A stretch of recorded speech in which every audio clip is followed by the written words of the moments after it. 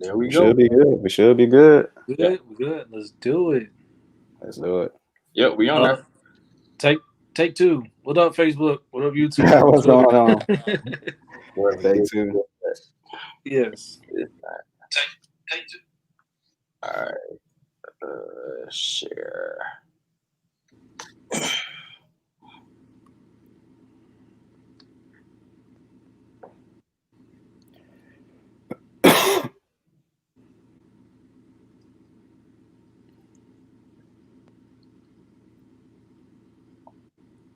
Hope everybody had a good day so far. So, For sure. Besides all the craziness that's going on right now. yeah. All right, so it's looking like it's just gonna be the three of us, gentlemen. Appreciate y'all for joining this impromptu Let's Be Real episode. We're gonna call this. Go ahead and drop it. Bow. Let me be real. You know what I'm saying? Let me be real about today, everything that's going on in the league. Let y'all be real. Let's get off everything that we have on our hearts and our minds, because there's a lot going on, and we need to make sure that we are the voices for the voiceless. Mhm. So, without further ado, hold on, Sharky said we need to share the Twitter. Sharky ain't gonna say that. You know, I don't know how to do all this. I think Sharky said he was gonna share it to Twitter. Okay. Yeah, bro. We can just roll with it. Yeah, okay. Yeah, Sharky, you do that, bro. We running park right now. We missing the captain. we running park right now. We in the neighborhood. We ain't in the wreck. All right, let's go ahead and get this started, man. Let me be real. If y'all hadn't heard, we're supposed to be in our second or third game of the night for the NBA season, but the Bucks and the Magic did a great job of coming together and sitting out. And that started a whole domino effect with the whole league, because now the OKC Thunder and the Houston Rockets, who are supposed to be playing right now, are also sitting out. And then, of course, Bron had to follow suit because he's the king, right? Yeah. So them and the Trailblazers won't be playing. So I wanted to get you guys' thoughts on, what transpired today. I'll start. Well, basically, just from my point of view, I literally turned on my TV, put it on NBA TV, expecting this Bucks and Magic game. The Magic actually were on the court warming up as time was winding down, the tip off, and the Bucks hadn't showed up yet. They hadn't left the locker room. And then I guess maybe 15 or so minutes later, after the supposed tip off, we get word that Milwaukee's not playing because of they're not playing in protest of Jacob Blake, of course. For those who don't know, was a black guy who was shot 7 times in the back in front of his children, trying to break up a fight, which led to the police being called in the first place. It was a domestic dispute that Blake broke up, actually. And as he was going to his car, the officer opened fire, 7 shots in his back in front of his children. And that's part of the reason we're all here today. So, but I'm not going to take too much of the time, so I'm going to let you guys kind of get in on it, and we'll just go from there. So, in reference to like the actual teams, I just want to give a shout out again to the NBA, because the NBA, just gets it right in terms of just being socially aware of what's going on in our country. And a lot of criticism will come from, different people saying that, they weren't protesting what's going on in China and Hong Kong and, all those things. I think they fail to realize that not everybody is, keen to what's going on in Asia. So I wouldn't expect them to respond or talk about what's going on in Asia. Like, we don't live in China, we don't live in Hong Kong. That is honestly irrelevant to what's going on here in America. So with it being another black man being shot in America, unarmed, back was turned, facing the officer, not a threat at all, checking on his kids in the car. I don't even know the percentage of African American or black, athletes in the NBA, but it's got to be 80% at least, or 75%. I think it's like 75, 80. Yeah, it's got to be 3/4 of the league, and this issue is going to affect these black men because that's what they are. That's what we are. We are black men, and the harsh reality is that we are a target. This is what we are. For better or for worse. And so, in reference to the teams, protesting, boycotting, whatever you want to call it, going on strike. I've seen different definitions of it popping up on Twitter and social media.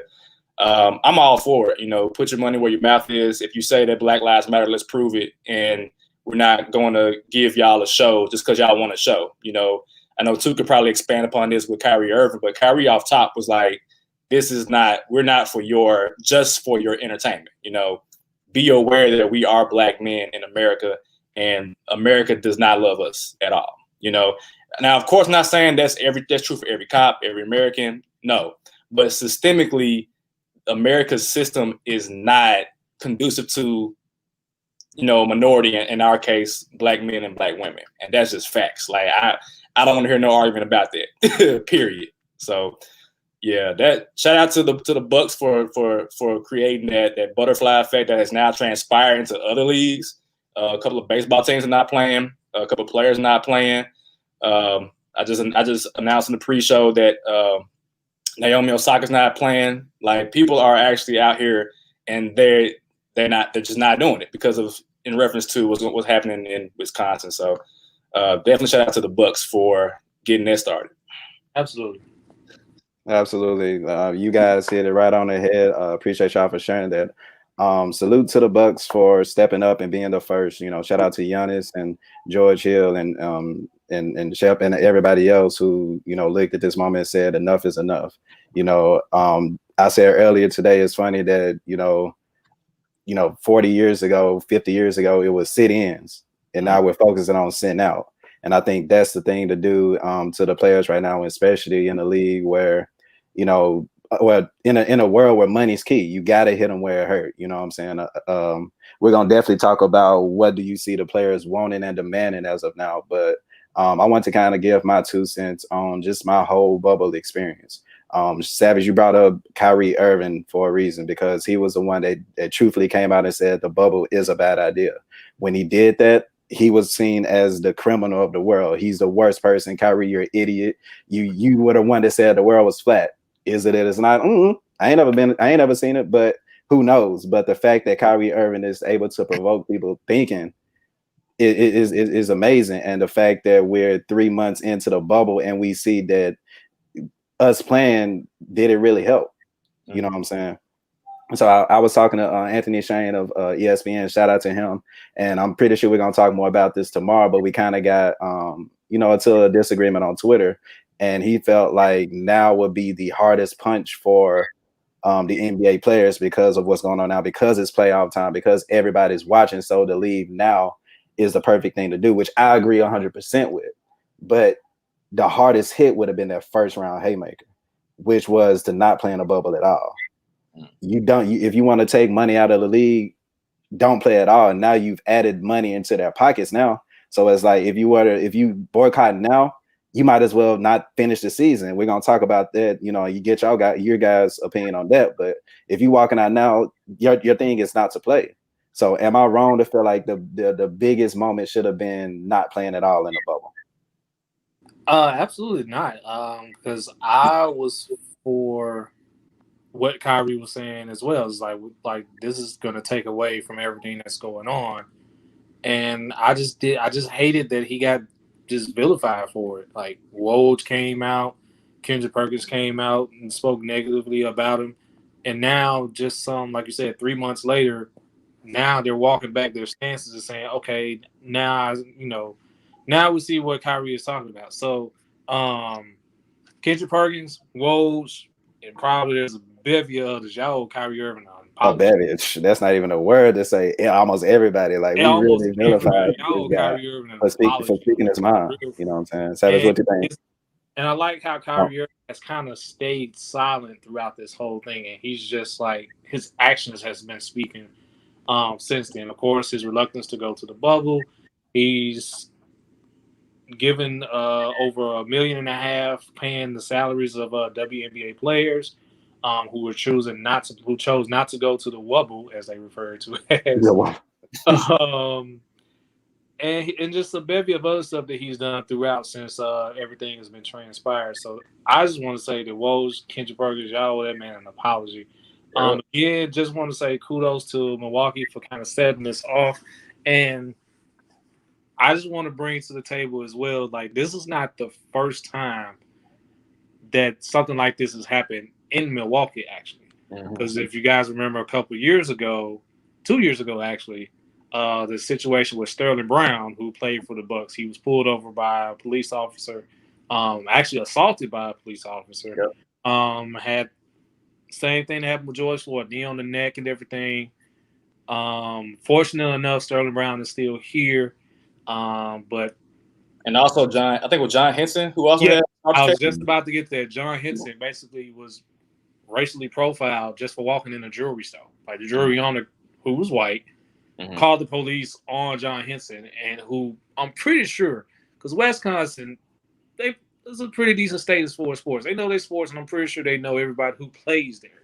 So for them to like profile him as someone that's looking to rob a place and call 911, it just kind of rubs you a little bit uneasy. So I just think this whole thing with Jacob Blake is not the first time this has happened in Milwaukee. It's just at this point, it's gone too far. So. As far as Kyrie, I was never opposed to Kyrie's stance in terms of like what he's standing for. Like, that's one of my favorite players in the league. Like, it's Kyrie Irving. Like, I've liked him since he came into the league. But my rebuttal to him was, going to the bubble is an opportunity for, to shed light on Breonna Taylor and, Black Lives Matter and all those other things. However, regardless of what was done or what could have been done, I mean, another police shooting. Like, there's nothing that we can do in terms of like displaying Black Lives Matter on a court or having, different messages on the back of a jersey. There's nothing we can do that's going to stop police from shooting Black people, aside from changing the system internally and, literally performing surgery on our judicial system in terms of, there's been a long history of just inequality and injustice within like the Black community as it relates to the justice system. I mean, you can go back to the 80s where, people were getting long sentences for smoking marijuana, and now they're about to sell marijuana in Denver, Colorado. They finna like distribute it, through the government. It's just annoying. But, like I said before, the system is set up to, constantly oppress the Black person. That is just how it is right now. And until there is a change internally, and I don't think we'll see that change in this lifetime, our years will be long past before we see that change. But I feel like there has to be what you see in the streets of that city in Wisconsin now. There has to be a level of, this is the way that I describe it. What's going on right now, in order for change to happen, you have to get uncomfortable, right? When you're comfortable, what do you tend to do? You don't move. Yeah. You relax, you chill. I'm good. I'm comfortable where I'm at. And then once you get uncomfortable, what do? Let me move around. Let me shift. Let me, what I'm saying? Let me change some things up. Until America is uncomfortable, which is, it's been 2020 is the definition of uncomfortable. Yeah, it really is uncomfortable. Until there is discomfort in America, nothing will change. And what the Milwaukee Bucks have done is made everybody uncomfortable. There is no basketball on television, and like I said, the NBA leads the way. The NBA does something, MLB gonna follow suit. And you talked about it earlier in group meet. I pray that the NFL follows suit and makes people uncomfortable, because the NFL, that is, the baby of America right now. That's the baby. They trying their best to play football, and if football's not played, something gonna change, whether they like it or not. I mean, at this point, it's gonna have to, man. Like, I got full faith that the Black players in the NFL will do what's supposed to be done. One, because I feel like they have an obligation to do so, especially at a time like this. We're seeing what's being done is not working, and it's we've been doing stuff, marching, protests, doing whatever for years, for years, like even before our time, even before our parents' time, and it's like enough is enough. What do we have to do in order for things to change? And Savage, you feel like that we won't see that change in our lifetime. I'll be optimistic and say we will, but it's going to start with us. It's going to start with the next generation. You know what I'm saying? The Giannis is being like, hold on, I'm not playing tonight, because I'm pretty sure then that it's been reported that if Giannis wanted to play, they would have stepped on their court today. But because Giannis didn't want to play, everybody followed the leader. And this is one of those cases where following the leader is good. You got to do what you got to do. So I guess let me ask y'all, Savage, you spoke a little bit into it, but what would y'all like to see the players do moving forward to help, I guess, not even just Black Lives Matter, but just Black Lives, period? I think it starts at the top. You know, a fish rots from the head down. And I don't know when they're going to play. I don't know. And I know that, you know, Joe Biden and Kamala Harris are not perfect. But it's a better alternative than 45. And so I think having that leadership change, at least in the face of America, like the president is the face of America. And right now, Donald Trump is literally representing what America is. It's racist. It's, you know, selfish. It's sexist. It's inappropriate. That is literally that's what America is right now. And so we have to change that face for right now. Is Joe Biden perfect? Hell no, he's not. Is Kamala Harris perfect? Hell no, she's not. But I think at least that's like a step in the right direction. Like Rome was not built in one day. So it's going to take time to fix not even like the economic issues of America. Like we're not getting into that, but just like the social issues. Like social issues don't cost no money. It don't cost no money to be a good person. It don't cost any money to not be racist, not be sexist. It don't cost money to be hateful. Like this is something that's of the heart. You know what I'm saying? So once it starts there and we have somebody that at least displays the image of actually caring about people, that is when you will see change within like your National Basketball Association. So all that being said, I don't know when they're gonna play, honestly. Like they might just say F it and we ain't playing until Trump out of the office. Well, we're definitely gonna talk more about that. That'll be in November, but I know they don't inaugurate until January. So they might not play, they might cancel the whole season. I'm with it. Whatever y'all gotta do. I'm with it. What you think? I'm definitely looking to, at this point, just cancel the whole season. I think this is something that has been building for a while. I'll definitely say that, because this is not just something that Milwaukee just woke up one day and just made this decision. Milwaukee wasn't even, at one point, didn't really consider the decision, because if you guys remember, originally Boston and Toronto were already talking about not playing game one tomorrow because of the protest or whatever. So for me at this point, I just feel that some of the players they're coming out with cabin fever. Some of them are not too well. Their experience in the bubble hasn't been going well outside of them playing. Like just cancel the season at this point. Just go home and just choose not to play until you actually see some actual change. Of course, it's not going to come from them. Of course, it comes from your local state and, of course, the federal government. But I just feel that you guys just leave at this point. If I'm the players, just leave. It's funny that. Go ahead. It's funny that you brought up the state and local governments, because I think with the cities that have NBA teams, most of the money are a factor of that. You know what I'm saying? You take away the Tigers, you take away the Grizzlies, which has been done, and downtown Memphis is, you know, a ghost town. You know what I'm saying? You take away the Cavs and the Browns from Cleveland, you don't have anything. You take away, you know, the Knicks and, you know what I'm saying, the Lakers from everything. You don't have, you know, much money coming to the city. But with that being said, I feel like, let's say, for example, we take Tennessee. What's going on in Tennessee is that Governor Bill Lee signed into a law saying that if a protester is caught, there's a chance that his voting rights are taken away. That's unconstitutional. That and 6 years in prison. That is 6 years in prison. That is unconstitutional, because I'm using my freedom of speech. Right. I have the freedom to vote, which our people have to fight their asses off to do that for.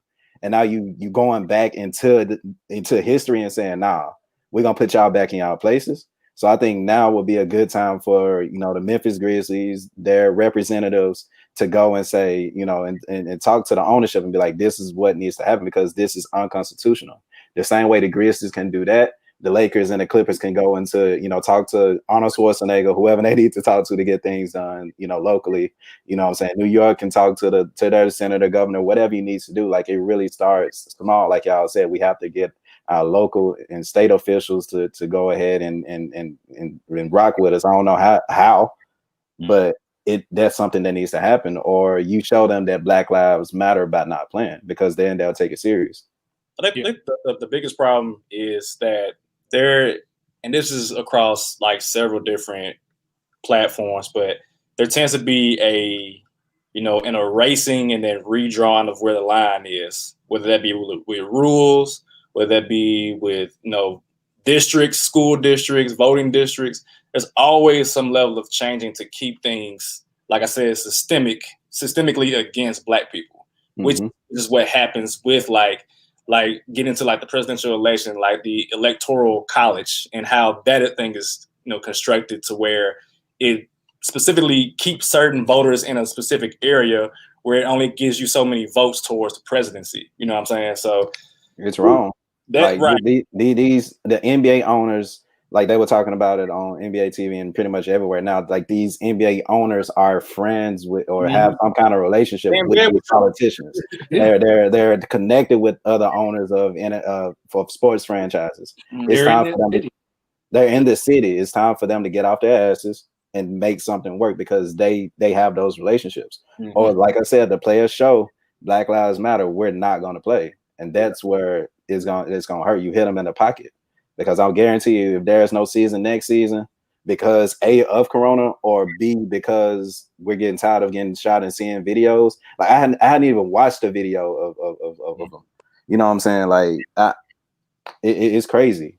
Yeah, I'm getting tired of it. Like, I don't want that traumatizing me anymore. You know what I'm saying? So, you know, Jacob Blake is still alive, thank God, and it's going to be interesting to see.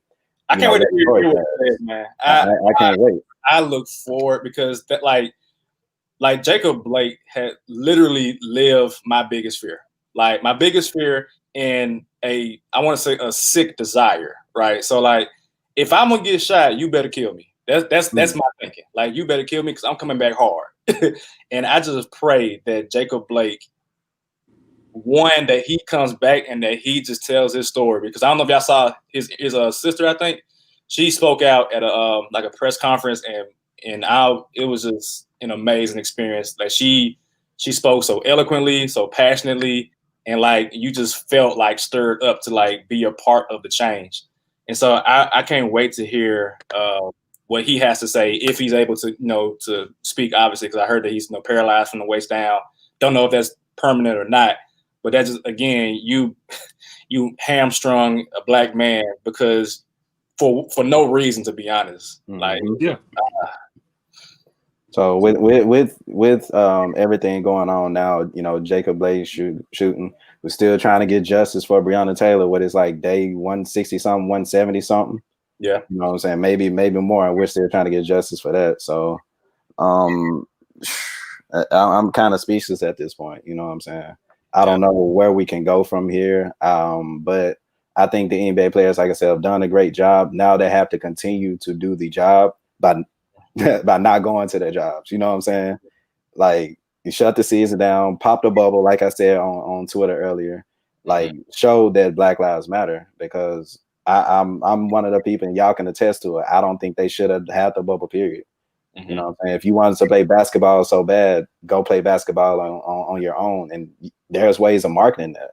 Yeah, I was talking to Sharky. We were eating lunch early, and I was like, if they would have took the Kyrie Irving advice and gone to different basketball, I guess, gyms or whatever, and had like LeBron James or Kevin Durant's media company like record it, that would have had a lot more ratings than the NBA.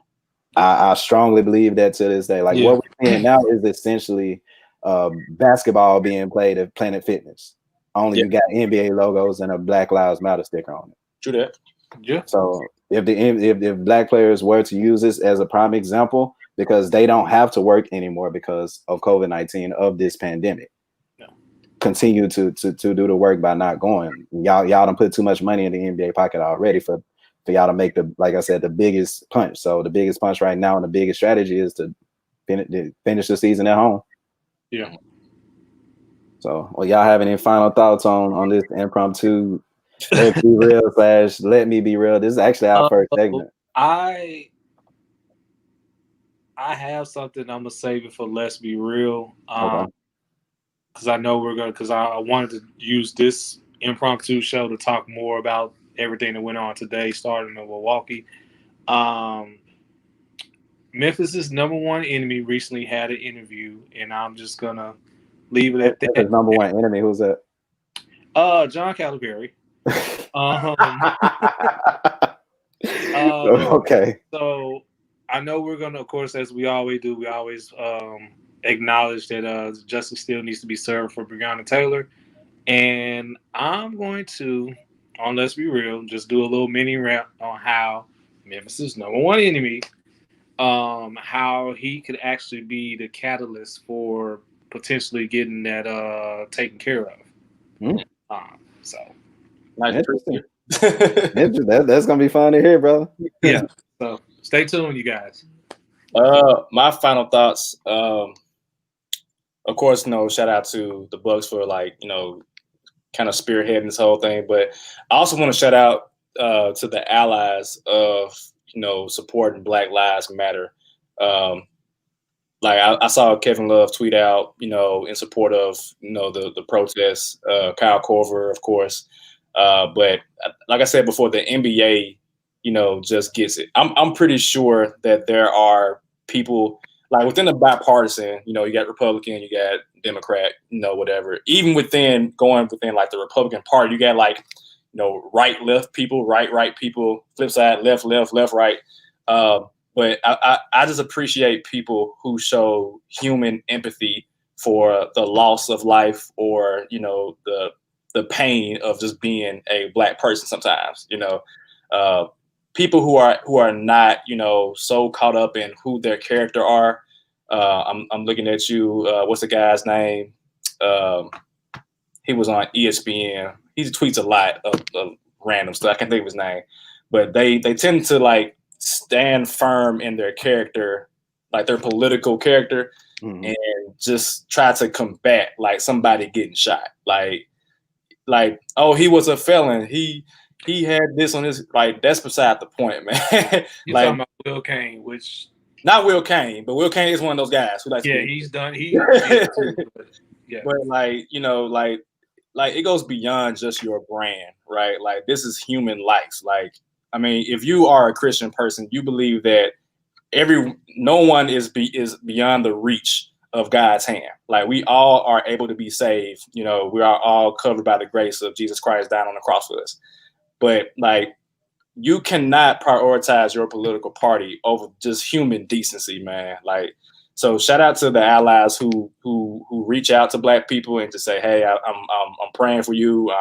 I'm with you. I stand with you. I support you, because that is just as important as the Black community coming together. We need allies who don't look like us, but still support us. So that's the only way that we can continue to push this movement forward and get that systemic change to actually, change. So shout out to the allies.